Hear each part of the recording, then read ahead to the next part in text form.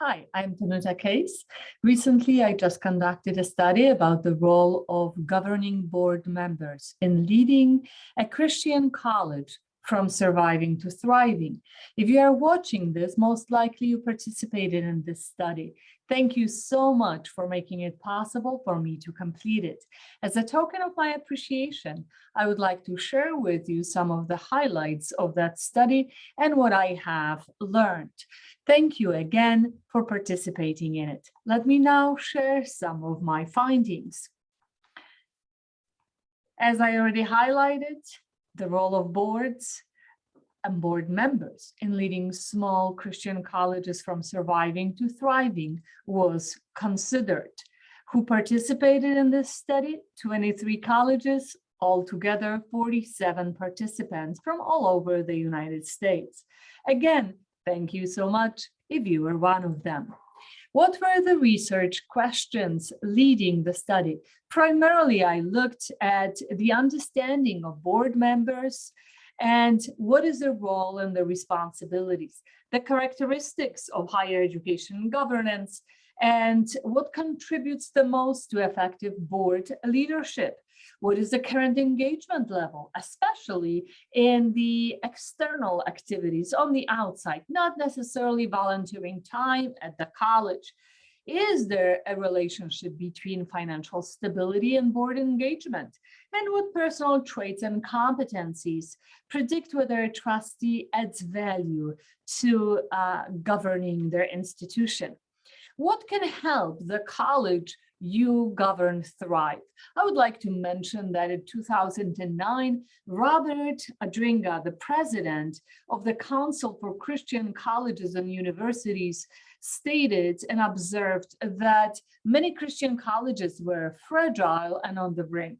And I would like to say that it has not improved much at all. As a matter of fact, right now, there are even greater challenges, and many colleges are even more vulnerable in the midst of a very secular society and in the midst of hard-blowing winds of humanism. So therefore, what can be done? Some of the research findings I would like to share with you is about the two primary components of the role of boards, which is oversight and support. Among the TREX accredited colleges that participated in this study, most are doing a fabulous job in the oversight. They make sure their college stays on track with their mission. They participate in strategic planning, approve budgets, and make sure that everything is done with integrity and in compliance with accreditation and federal rules, etc. However, the support component is definitely lacking.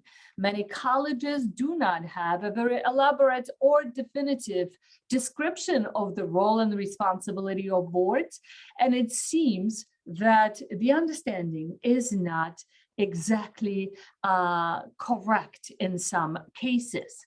So what impacts board effectiveness? I am sure that every single board wants to be effective. Nobody wants to waste their time. Some of the themes that came up during the study was the relationship between president and board chair is very, very important, because the two of them, they need to model the desired engagement, commitment, and willingness to serve. Colleges who actually do have that, they are doing definitely better, and there is an impact on effectiveness. Another one is the board culture. Many of the board members enjoy having good friendship, and that's wonderful. That's a very, very solid foundation. However, in some cases, friendship can have a negative effect if we are not willing to be transparent or challenge each other. Another one is the understanding of the roles and the responsibilities. In some of the cases, the understanding of board members is that their role is particularly in the oversight. They do not believe they're responsible for the college's enrollment or financial stability. Board diversity definitely has an impact on effectiveness. and how much each individual board member is engaged in external activities. What is the board size? And finally, faith and discernment. I conducted an exploratory factor analysis that yielded quantitative solutions, and there were four characteristics that really stood up as really impacting the effectiveness of boards.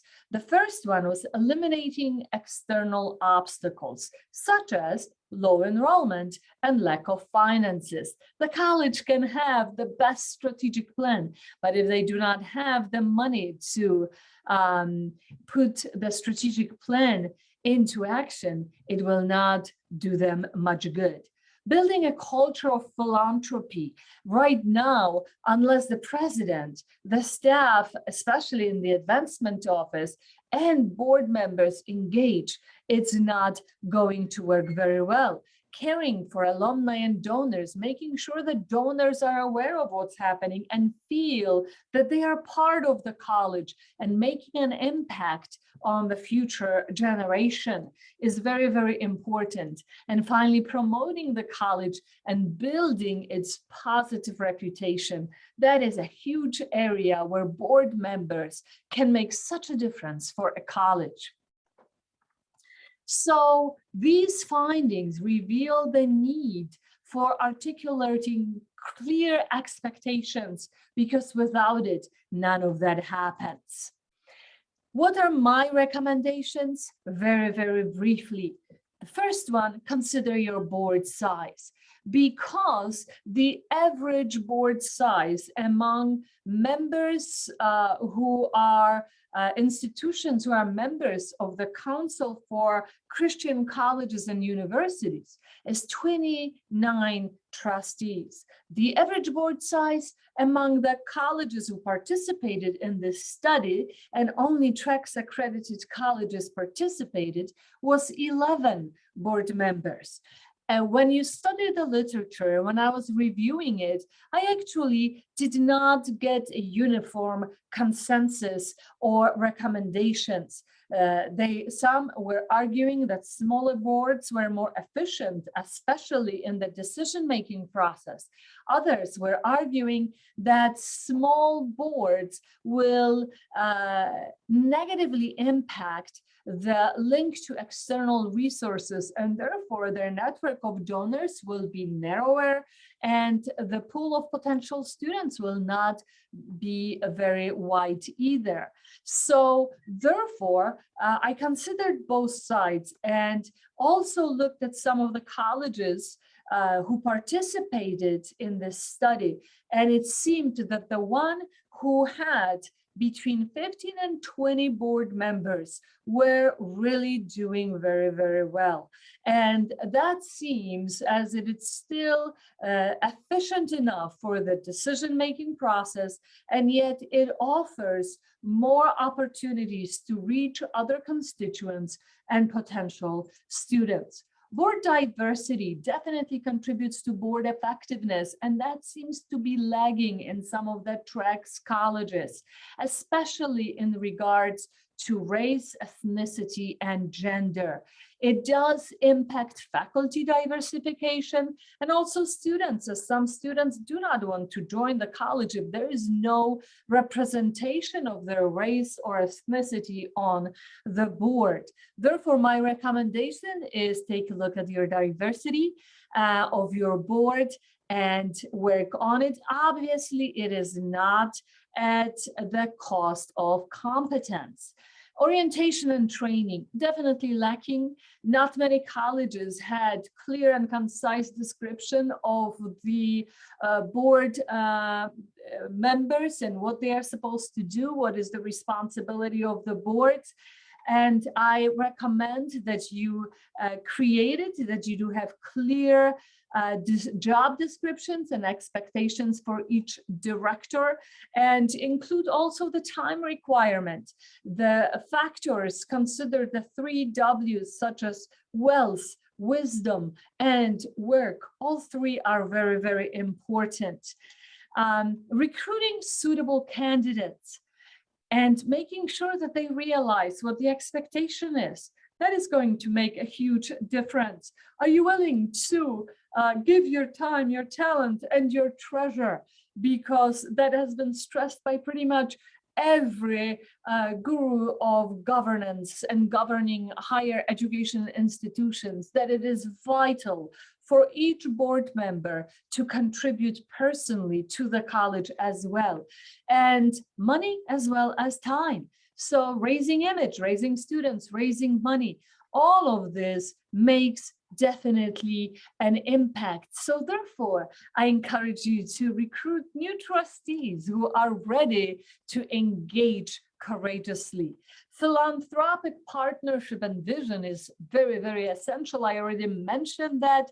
And therefore, cultivating a culture where board members are not bystanders and they work with the president and the advancement team or a development team and build strong relationships, that's going to make a huge difference. The engagement of each board member. The responsibility of addressing today's challenges extends to board members and presidents. So that is very important. Each board members makes a difference. Each trustee is personally a donor or should be personally a donor, because other donors may not be willing to give any money if trustees themselves don't give money. Asking for 2 hours a week, that was very, very interesting. As I was doing the literature review, I discovered that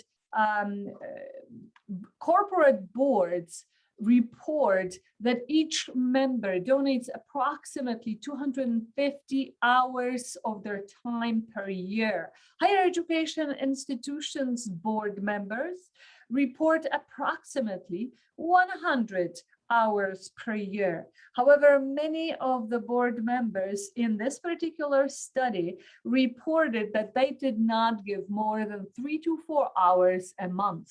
That means more. So that could be that they give less. That comes to approximately 36 to 48 hours a month. And that is significantly smaller than the average higher education boards, not even mentioning corporate board members. So what should you take time to do? Advocating on behalf of the college, expanding the network of donors, connecting with people, caring for existing donors, looking for potential students, and enhancing the college's visibility and reputation. One president of the participating colleges said, most staff and faculty are great. The colleges have so much to offer. If every board member would just spread the word about what the colleges have to offer, this world would be a different place. And I agree. I think that he had a very solid argument there.